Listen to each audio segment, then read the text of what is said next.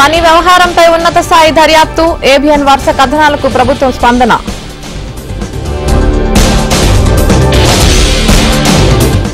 రాజ్యసభకు మోపిదేవి బీద మస్తాన్ రావు రాజీనామా వెనుక చాలా కారణాలున్నాయని వెల్లడి.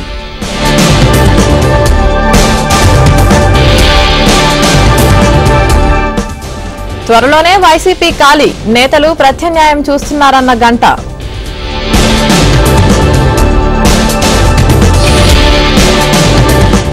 ఓటుకు నోటు కేసులో ప్రత్యేక ప్రాసిక్యూటర్ నియామకం, న్యాయ వ్యవస్థపై పూర్తి నమ్మకం ఉందన్న ధర్మాసనం.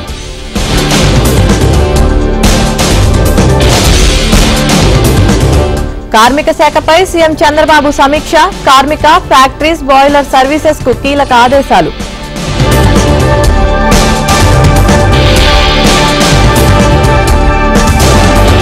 ఏపీలో అందుబాటులోకి వచ్చిన జీఓఐఆర్ వెబ్సైట్, ప్రజలకు అందుబాటులో ప్రభుత్వ సమాచారం.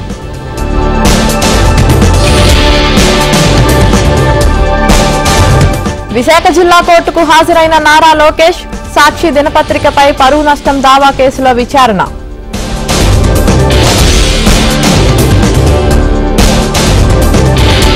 ఏపీలో ఒకరోజు ముందే పెన్షన్లు, ఈ నెల 31న పంపిణీ చేయాలని సీఎం ఆదేశం.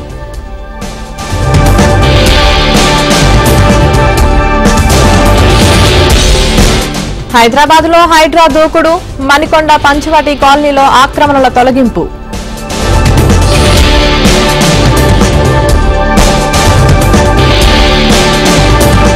ఎర్రవెల్లి ఫామ్ హౌస్ కు ఎమ్మెల్సీ కవిత, 5 నెలల తర్వాత తండ్రి కేసీఆర్ తో భేటీ. నెల్లూరు ఆర్టీసీ కార్గో సర్వీస్ లో పోర్టర్ల వెకిలి చేష్టలు, ఏబిఎన్ నిఘాలో దొరికిన అడ్డగోలు వ్యవహారాలు. కృష్ణానదికి మరోసారి వరద ప్రవాహం, తెరుచుకున్న శ్రీశైలం, నాగార్జున సాగర్ ప్రాజెక్టు గేట్లు.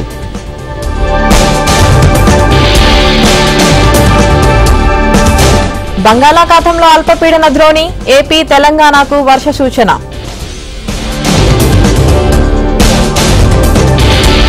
ఆన్లైన్ పాస్పోర్ట్ సేవలకు అంతరాయం, 5 రోజుల పాటు ఆన్లైన్ సేవలు బంద్.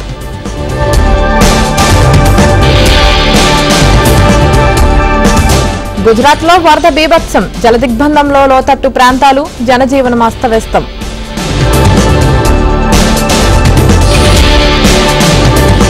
యోగి సర్కార్ సోషల్ ధమాకా, ప్రభుత్వ పథకాలు ప్రచారం చేసే ఇన్ఫ్లుయెన్సర్లకు పారితోషికం.